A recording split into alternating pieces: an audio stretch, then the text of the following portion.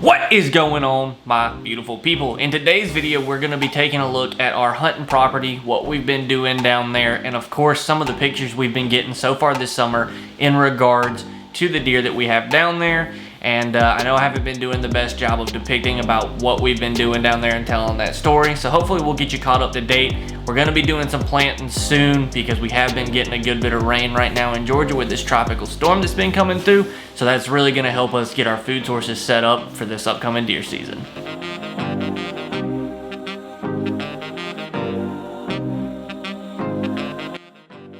So one thing that we like to do in July on our hunting property is we like to go ahead and get mineral sites in. We like to put our trail cameras and some feeders out as far as what we're putting in those feeders. I got a couple protein feeds that we're trying out right now. I'm going to be doing some videos on those, exactly what's in that product. And we're also pumping corn, you know, just dried corn, feed corn, everything like that. As far as summertime forage, that's not really what we do on our hunting property. There's a lot of surrounding farmers that we just can't compete with. They have their living that they make planting corn and soybeans, and this is just a hobby of ours. We don't really make money from any of the crops that we grow, so we don't compete with them as far as summer forage. What we try to do is we will try to get a nice winter forage base. That way we're attracting and holding the deer during the winter, and so we try to draw the deer onto our property during that time. And that's when you can kill them. So I don't really care where the deer are during the summer. If we can pattern them and having them come into our property during the winter, checking out our food plots and getting in the corridors in between, that's when we're gonna harvest these animals. And so that's when we want them on our property. So that's kind of our game plan as far as our hunting property. So what do we do in July to get ready for that? Well, mainly we cut a lot of grass. We have to go around all the food plots. We're going to be cutting those. We're going to be plowing them up. We're going to be recutting them. We're going to be replowing them. That way we're getting some natural fertilizer in there with all the grass and weeds and decaying vegetation that we're cutting, then flipping under the dirt and repeating that process. And really that's about it. You know, we're getting ready. We're going to start getting some brassicas planted here now that we're in mid to late August and we're getting some water. One thing about South Georgia is it is extremely hot and a lot of times it's pretty dry. This year hasn't really been that bad because we have had a couple tropical storms roll through. All that work, you know, we've gotten a lot of pretty neat pictures. So we got a couple that we're gonna look at. This first picture I like, it's a dove flying in the air. Anytime there's a bird that a trail camera captures, especially as clear as this one, I just think it's absolutely fascinating. Next up, it's not a When Nature Calls video if we don't get some turkeys in there. As you can see, I think this is a Jake. It's got a red head and it looks like it's a Jake. Can't really see its chest to see if there is a beard, but we had a couple turkeys around this field. Of course, where there's turkeys, there's gonna be coyotes, and then it started happening. So this field is one of the ones that I hunted a lot 2 years ago. I didn't really hunt it too much this past year, but it seems to be promising so far. So we have a nice young, looks like it's an 8-pointer, and this picture was taken August 5th, so it's a more recent photo. So that deer is probably going to grow a little bit more, but not a whole lot. Right after that picture, we had another one with a taller 8-pointer, still a 2-year-old buck. Got to let both of these deer walk, and they're going to turn into some absolute studs. Here's some more photos of them. I mean, they look almost identical. Like if you convinced me that I photoshopped this first deer and put it slightly behind it, I would almost believe you, but it's not. It's the two different deer, but they look very, very similar. And then here they are again from the backside, and you can see one of them has a little bit of a straighter G1, so like from the main beam up into the G1, whereas this one's got a little bit more of a crook into it. Next location is actually at the opposite end of our property, and right now we have a doe and a fawn that was coming in. We had a bunch of pictures of this doe and this fawn came, as well as some more turkeys, so it's pretty interesting to see. At one end of the property, we have deer and turkeys, and at the other end of the property, we're still getting same deer and turkeys, so there's a lot of wildlife out here. This picture I just enjoyed because it's actually a little spike of fawn as well as some turkeys in this photo. Here's another better picture of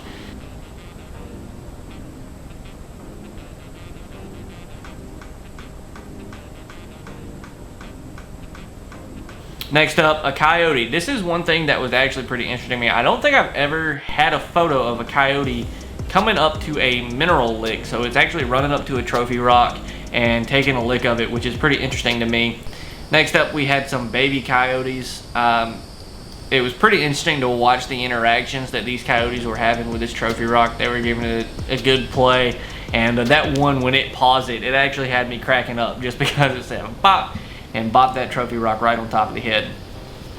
Next up is a spot that's pretty near and dear to me. If you check the video, I'll link it up above. This is one that we did a bunch of e-scouting, and I showed you guys my process as far as e-scouting, what I'm looking for, what kind of pathways I'm planning on these bucks taking to get from water to food to bedding.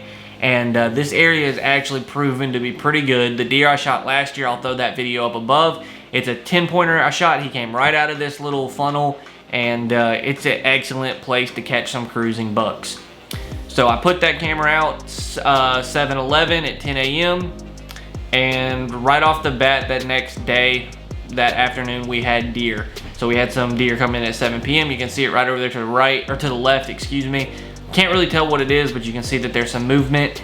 And the 13th, so about 24 hours after that, we already had some bucks coming in. We had 2 little spikes that came in. Next up, this picture was actually pretty blurry, but it looks to me like it's actually a hawk or potentially an owl that we caught on camera. I wish it was a little bit clearer, but again, I just love bird pictures on trail cameras. And then we had this buck right here. So I have this muddy trail camera named Lucky Cam, and I want to name this buck Lucky. So this buck is lucky because I think he's 2 years old. The only time this buck is gonna be unlucky is if he walks in front of me with my new bow setup. So for those of you that have been following this channel, I've been waiting for a long time to kill a decent buck with a bow, to have that as my first deer. I've never killed a deer with a bow, and that's on my bucket list for this season. I really wanted buns behind the house. Haven't had too much success with finding buns, and right now this deer is one of the bigger ones that we have on trail camera. He's got to be 2 or 3. He's an 8-pointer with that little split that's making him a 9. And he's got some pretty decent sized brow tines that are a little bit lopsided.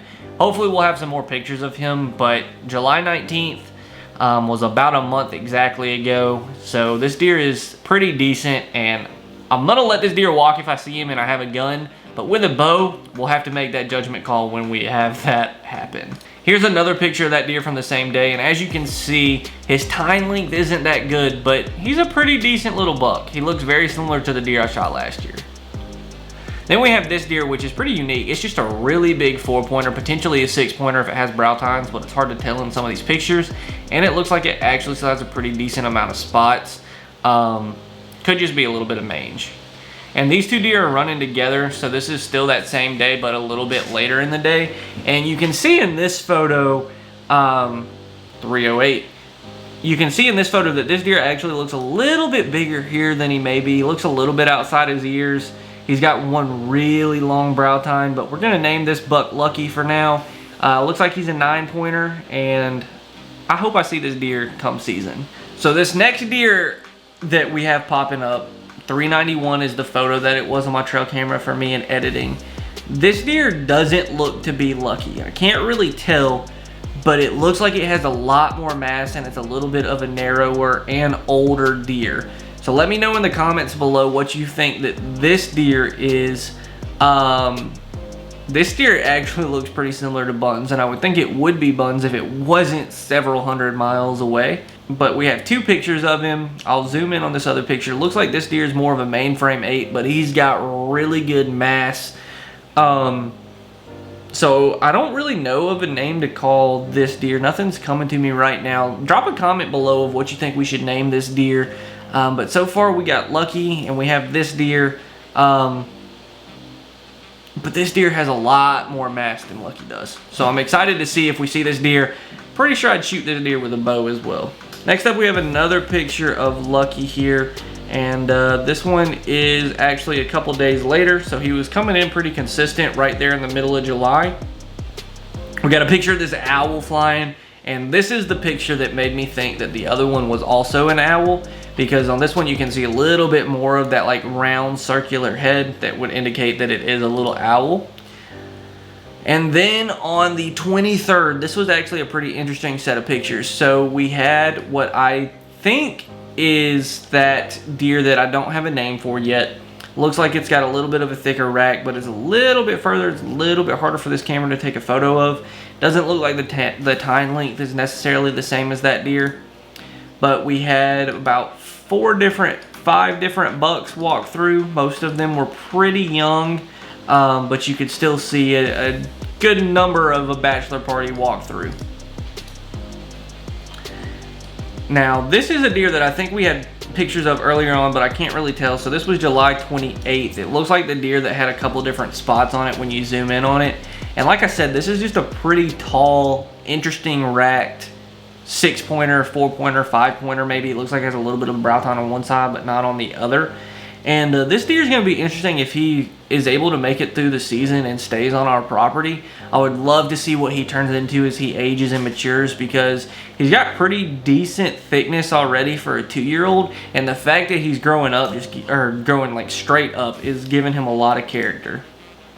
And of course, he's right there with Lucky. And in some of these pictures, man, Lucky looks pretty big. I still don't think he's over 130 if he is 130.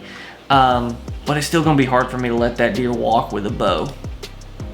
Here's a better picture of him. As you can see, he's getting a little bit more thickness.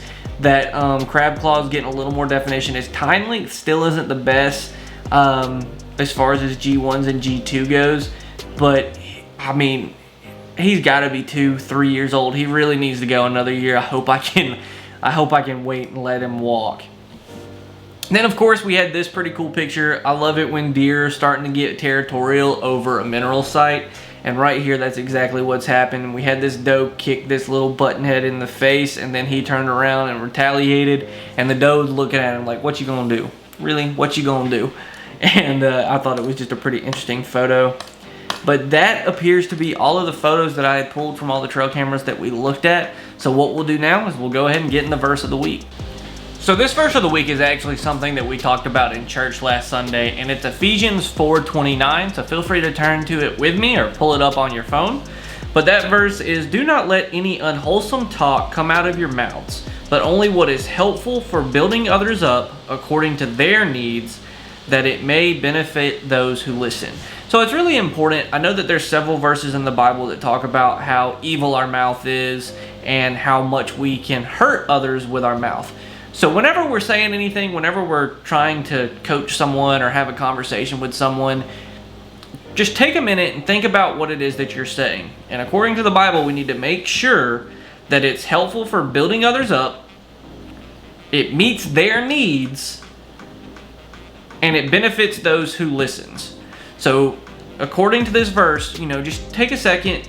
When you say something, think about the fact that you need to say it in a positive manner where someone who is receiving it, it meets their needs, not the needs of you who's delivering the message, but the needs of the person receiving what you're saying, as well as build them up. If it's something to tear them down, maybe we probably shouldn't say it. Try to build them up and try to meet their needs. So go through this week thinking about that, and when you're having conversations with people, think about, is what I'm saying building them up or tearing them down, and am I meeting their needs or am I just meeting my own needs?